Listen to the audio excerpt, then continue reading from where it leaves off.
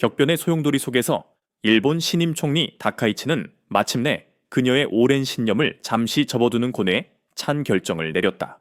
과거 다카이치는 야스쿠니 신사 참배를 보류함으로써 한국과 중국과의 민감한 외교적 마찰을 피하는 길을 택했다.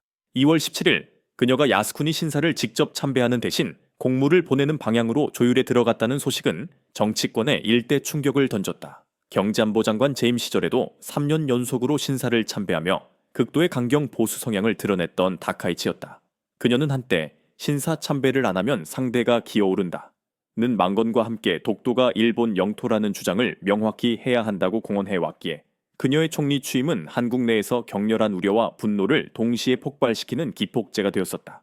일본 TBS 방송은 이시바 총리가 사임을 표명하자마자 한국의 반응을 긴급 보도했는데 모든 한국 언론이 이를 일면에서 다루며 차기 총리 후보들을 주시하고 있다는 점을 강조했다. 특히 한국 미디어는 다카이치를 여성판 아베로 분류되는 강경 우파로 소개하며 그녀가 총리가 될 경우 한일 관계가 후퇴할 가능성이 높다는 견해를 전했다. 한국 정부 관계자 역시 이시바 총리의 퇴진이 한일 협력 관계에 악영향을 미칠까 매우 우려하고 있다는 속내를 내비쳤다. 이 보도에 대해 일본 내 극우 세력은 여성판 아베는 최고의 찬사라며 다카이치를 열렬히 지지했지만 정작 총리 자리에 앉은 다카이치는 상대가 기어오른다는 과거의 패기를 온데간데 없이 숨기고 이 시국에 한국을 절대 자극하면 안 된다는 현실주의적 판단을 내리며 참배를 단념했다. 일부 강경파의 비판에도 불구하고 대다수의 일본 진보와 보수 언론 그리고 수많은 네티즌들은 이 외교적 결정을 환영하는 분위기였다. 야후 재팬에 다카이치가 야스쿠니 참배를 포기했다는 기사가 올라오자 일본 네티즌들은 폭발적인 반응을 쏟아냈고 일본 내 전문가들은 이 결정의 배경을 냉철하게 분석하기 시작했다. 2013년 12월 당시 아베 총리가 참배했을 때 중국과 한국의 비난은 물론 오바마 미 행정부마저 이례적인 실망 성명을 발표하며 일미 관계가 약 1년간 경색되었던 전례가 있었다. 현재 트럼프 행정부 또한 한미일 및 한일 안보 협력 강화를 최우선 목표로 삼고 있는 만큼 다카이치가 참배에 신중한 태도를 보이는 것은 지극히 당연한 현실적 선택이었다. 중국의 패권주의적 움직임이 강화되고 러시아와 북한의 군사적 위협이 증대하는 가운데 일본을 둘러싼 안보 환경은 전후 가장 어려운 상황에 처해 있기 때문이다. 이런 위중한 상황에서 한미일 안보 협력을 고려할 때 다카이치를 지지하는 우패계조차 야스쿠니 참배가 현명하지 않다는 것은 명백한 사실이었다.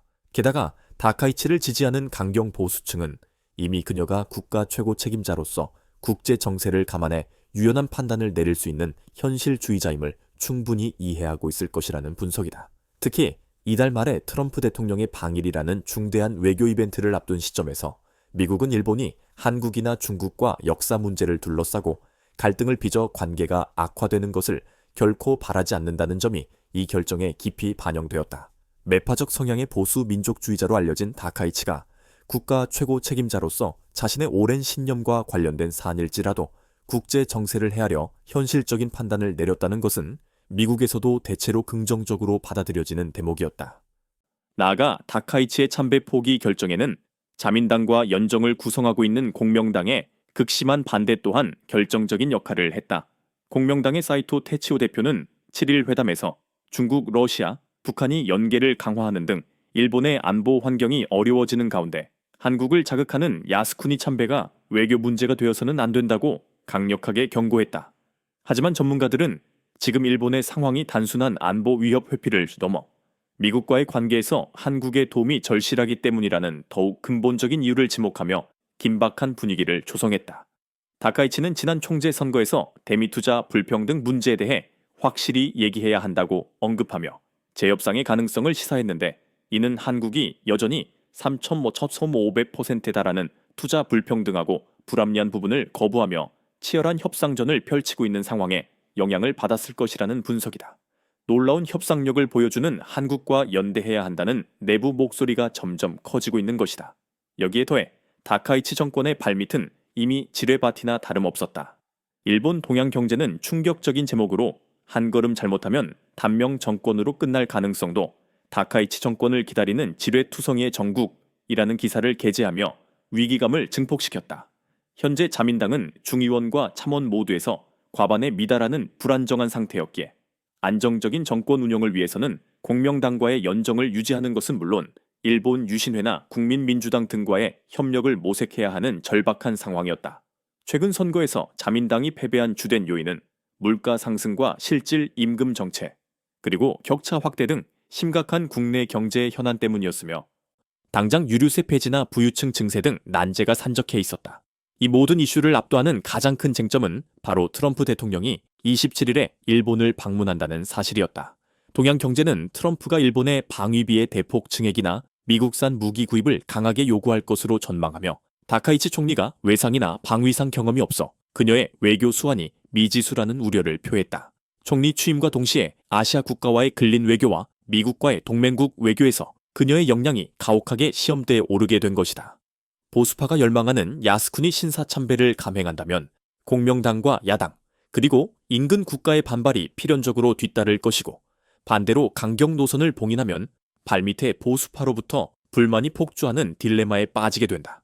만약 이런 난제들의 성과가 나오지 않는다면 다카이치 정권은 막을 내릴 것이며 자민당 정치는 더욱더 수렁에 빠질 것이라는 암울한 전망까지 나왔다. 당장 일본은 트럼프의 방위비 인상 압박에 대비해야만 했다. 이 대목에서 한국의 역할이 결정적으로 중요해졌다. 한국은 주한미군 방위비 분담금 대폭 증액을 요구하는 미국의 압력에 맞서 최대 3.5% 이상은 올려줄 수 없다는 입장을 굳건히 고수하고 있었다. 트럼프가 일기 때와 마찬가지로 주한미군 철수를 언급할 가능성이 있지만 주한미군이 전략적으로 중국을 견제하는 최적의 요충지라는 한국의 강력한 주장은 미국의 요구를 무리하게 들어줄 필요가 없다는 논리로 작용했다. 한국이 방위비를 올려주면 일본 역시 따라서 올려줄 수밖에 없는 구조였기에 한국의 방위비 협상 결과는 다카이치 정권의 가장 큰 관심사이자 운명적인 변수가 될 수밖에 없었다. 이러한 상황 속에서 미국 국방부 인도 태평양 차관보로 지명된 존 노 동아시아 담당 부차관보는 7일 연방 상원 청문회에서 의미심장한 발언을 했다. 존 노 부차관보는 주한미군의 역할과 규모와 관련하여 미군이 이 지역에서 미국의 이익을 증진하도록 태세를 갖추고 배치되어 있으며 현 안보 환경에 적절히 초점을 맞추도록 한국 정부와 협력하겠다고 천명했다. 특히 한국에 대해서는 한미 동맹의 대북 재래식 억제에 집중해야 하지만 많은 역량이 대중국 억제에도 기여할 수 있다. 고 역설했다. 한국군의 장거리 타격 능력, 통합 방공 및 미사일 방어, 우주전, 전자전과 같은 영역들은 중국과 북한 양쪽에 맞서 지역 내 억제를 강화하는 데 실로 의미 있는 영향을 제공할 수 있다고 강조한 것이다. 최근 중국이 네 번째 핵추진 항공모함 건조에 착수하며 배수량 10만 톤, 함재기 90대 이상을 탑재하는 역량을 자랑한 것을 고려하면 앞으로 엄청난 속도로 군함을 늘리는 중국과의 대결에서 미국과 일본 모두 한국의 힘이 절실히 필요하다는 메시지를 던진 셈이다. 놀랍게도 최근 미 해군은 중국과의 전쟁에 대비하여 한국형 잠수함 KSS-4AI급을 모델로 삼겠다는 보고서를 공개하기에 이르렀다. 이 보고서는 단순한 아이디어가 아닌 권위 있는 미 해군 연구소의 현역 중령이 공식적으로 제시한 전략 제안서라는 점에서 그 무게감이 엄청났다. 홀세 중령은 핵 잠수함만으로는 중국과의 충돌에서 승리를 장담할 수 없다고 단언하며 그 대안으로 KSS-4AI급을 본뜬 재래식 순항미사일 잠수함대 창설을 제안했다. 미국 최신형 버지니아급 핵 잠수함 한 척의 가격이 무려 40억 달러, 한화 약 5조 6천억 원에 달하는 반면 한국의 KSS-4AI급은 8억 4,500만 달러, 한화 약 1조 2천억 원으로 버지니아급 한 척 값으로 한국 잠수함 5척을 건조할 수 있다는 경이로운 가성비를 자랑했다. 또한 버지니아급은 월 2발의 순항 미사일을 탑재하지만 KSS-3AI급 5척은 총 70발의 미사일을 운용할 수 있어 화력은 더욱 압도적이며 피격당해도 전력 전체가 마비되지 않는 분산된 구조를 갖추고 있었다. 홀세 중령은 특히 KSS-4AI의 기술력을 극찬하며 KSS-4AI는 세계 최초로 탄도 미사일 발사가 가능한 공기 부류 추진 공격형 잠수함이라고 격찬했다.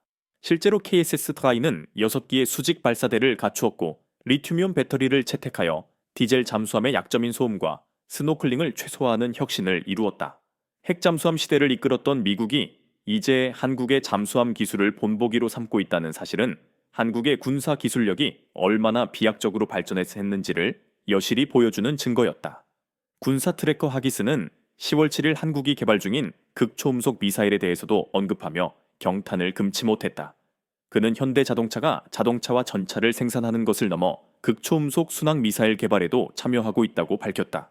특히 현대로템은 2024년 하이코어 극초음속 순항 미사일 발사 성공 이후 국방과학연구소와 한화 에어로스페이스 등과 함께 무기 생산을 위해 빠르게 움직이고 있었다. 현대로템은 폴란드 K2 전차의 압도적인 영상을 공개했는데 이는 루마니아, 사우디, UAE, 이집트, 이라크, 페루 등지에 수출되어 전 세계 표준이 될 예정이라고 하기스는 예측했다. 한국은 이처럼 세계 최고의 조선업을 바탕으로 군함과 잠수함을 건조할 수 있으며 아직도 전장에서 가장 강력한 최첨단 전차까지 생산하고 있다. 더욱 놀라운 것은 최근 한국 기업 파블로 에어가 공개한 혁신적인 탱크 사냥 드론이었다. 해외 매체 넥스젠 디펜스는 S-10 자살 드론이 조종된 일제 사격이 가능하고 전투 임무에 맞춰 탑재량을 맞춤화할 수 있는 탱크 사냥 플랫폼이라고 묘사했다. 미리설했다. 한국은 그동안 반도체, AI, 자동차, 조선업, 무기 등 미래 산업 전 분야에서 엄청난 발전을 이룩해왔다. 비록 영토는 작은 나라일지라도 이제 미국과 일본이 도움을 요청할 수밖에 없는 거대한 전략적 국가로 우뚝 서고 있는 것이다. 이 놀라운 격변의 순간에 여러분은 다카이치 총리의 급작스러운 태세 전환을 어떻게 해석하시나요? 한국의 국방력이 한미일 동맹에 미치는 영향에 대한 여러분의 생각을 댓글로 상세히 나눠주세요. 채널 구독과 좋아요는 다음 이야기를 제작하는 데 큰 힘이 됩니다.